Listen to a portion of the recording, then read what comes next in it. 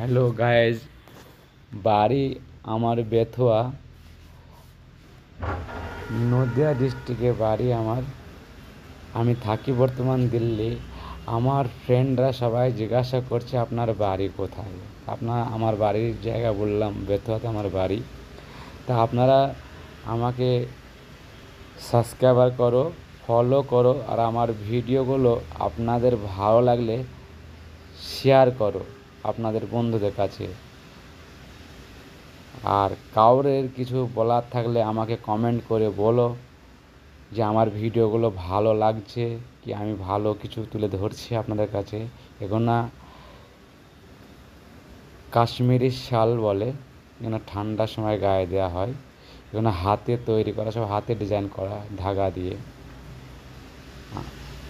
আপনার যদি ভালো লাগে আমাকে কমেন্ট করো, শেয়ার করো আর সাবস্ক্রাইবার করো।